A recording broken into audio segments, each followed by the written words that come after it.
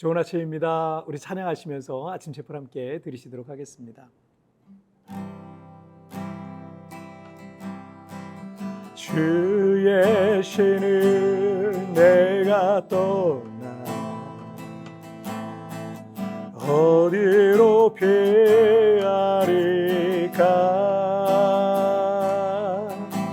주는 모든 것 아시오니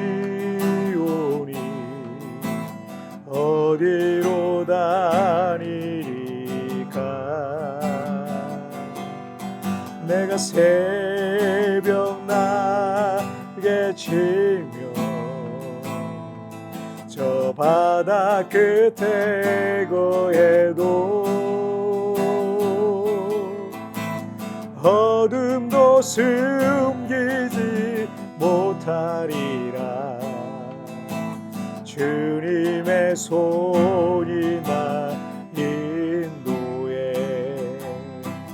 주님은 내 모든 것을 지으신 분이시니 주님의 위대하심을 내가 고백하리라.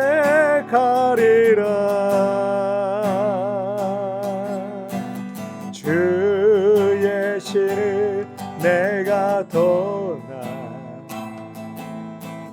어디로 피하리까.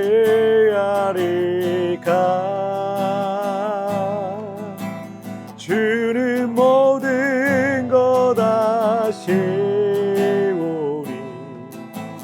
어디로 다니리까.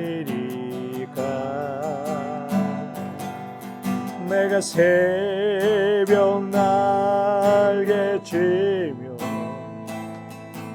저 바다 끝에 거해도 어둠도 숨기지 못하리라. 주님의 손이 나 인도해. 아멘. 자, 우리 같이 기도하시겠습니다. 하나님 아버지 감사합니다. 오늘도 이렇게 우리 하나님 앞에 예비하며 이 하루를 시작합니다. 말씀하신 하나님, 말씀을 통해 만나주신 하나님, 오늘도 그 말씀을 통해서 우리가 하나님을 알고 주님을 만나 뵈옵는 귀한 시간 되게 하여 주옵소서. 감사함 예수님의 이름으로 기도하옵나이다. 아멘. 오늘 우리에게 주신 하나님 말씀은 시편 139편 7절부터 12절까지의 말씀 제가 봉독해 올리도록 하겠습니다. 내가 주의 영을 떠나 어디로 가며 주의 앞에서 어디로 피하리이까. 내가 하늘에 올라갈지라도 거기 계시며 스올에 내 자리를 펼지라도 거기 계시니이다. 내가 새벽 날개를 치며 바다 끝에 가서 거주할지라도 거기서도 주의 손이 나를 인도하시며 주의 오른손이 나를 붙드시리이다. 내가 혹시 말하기를 흑암이 반드시 나를 덮고 나를 두른 빛은 밤이 되리라 할지라도 주에게서는 흑암이 숨기지 못하며 밤이 낮과 같이 비추이나니 주에게는 흑암과 빛이 같음이니이다. 아멘.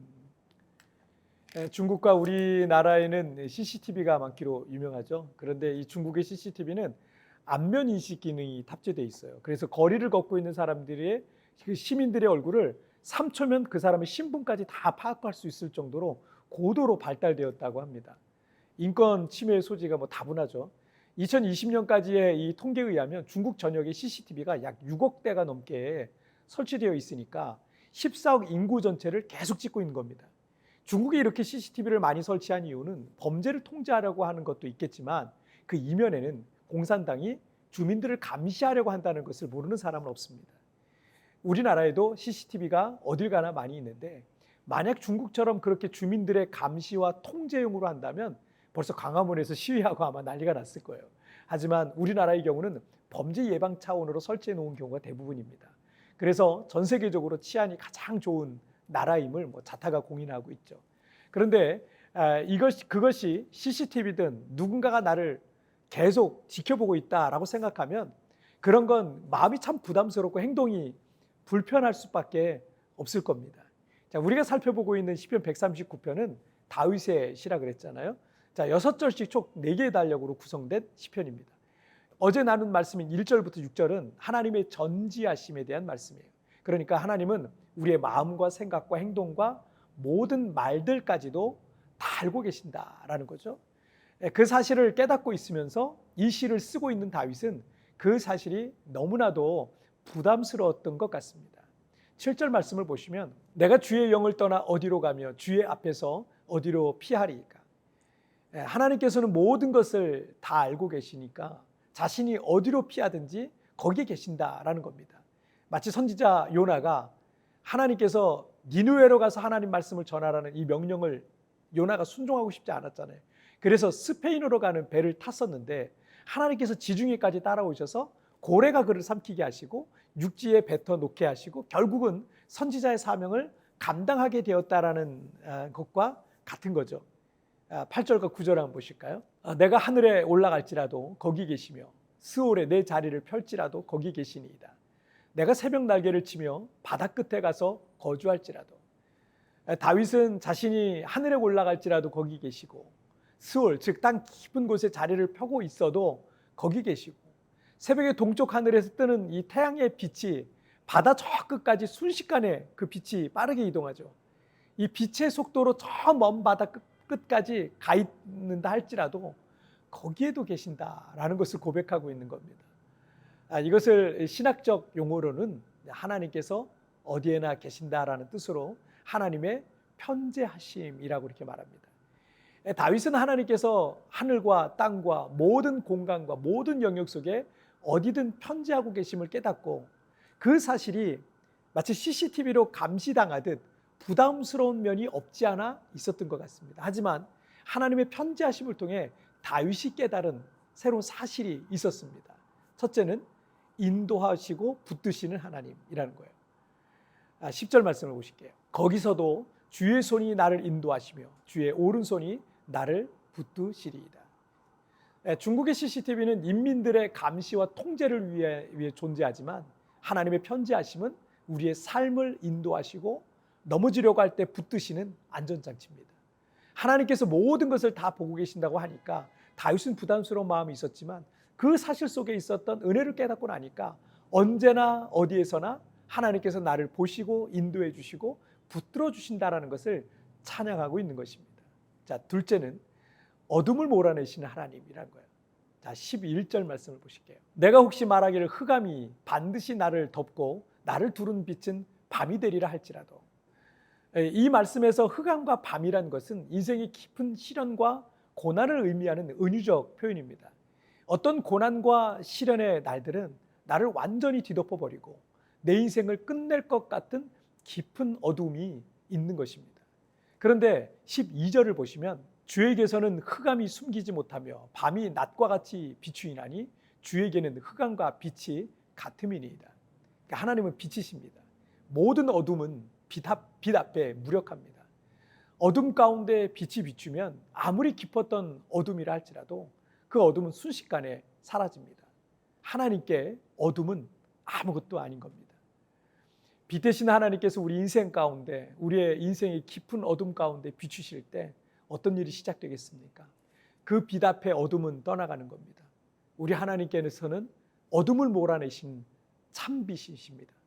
하나님께서는 어디에든 계시는 주님이십니다. 그래서 우리가 이 사실을 인정하고 그 사실을 믿고 나아갈 때 우리 인생의 어둠을 몰아낼 수 있다는 것입니다. 다윗은 오늘 본문을 통해서 어디에든 계시는 하나님을 통해 두 가지 사실을 믿고 신뢰하고 있습니다. 첫째는 인도하시고 붙드시는 하나님, 둘째는 어둠을 몰아내시는 하나님. 여러분, 어디에나 계시는 하나님께서는요, 우리 인도하시고 붙드시고 그리고 모든 우리의 어둠을 몰아내시는 하나님이심을 여러분 기억하시고 믿으시길 바랍니다. 자, 같이 우리 기도하실까요? 살아계신 하나님 아버지 감사합니다. 오늘도 이렇게 하나님 말씀으로 하나님은 어디에나 편재하시는 하나님이심을 깨닫게 하시니 정말 감사합니다.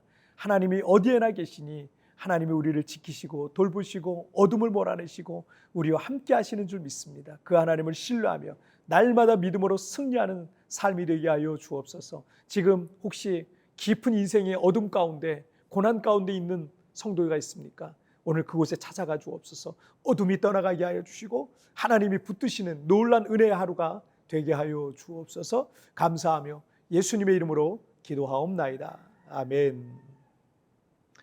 여러분 특별히 나오는 오늘 묵상 보시면서 개인적으로 묵상하시고요. 짧게라도 뜨겁게 기도하시면서 오늘 하루 주님과 동행하시기 바랍니다. 내일 우리 굿모닝 치프에서 뵙겠습니다. 여러분 승리하세요. 하나님께서는 어디에든 계시는 주님이십니다. 그래서 우리가 그 사실을 인정하고 그 사실을 믿고 나아갈 때 우리 인생의 어둠을 몰아낼 수 있는 것입니다. 하나님의 편지하심을 통해 주시는 은혜는 무엇입니까?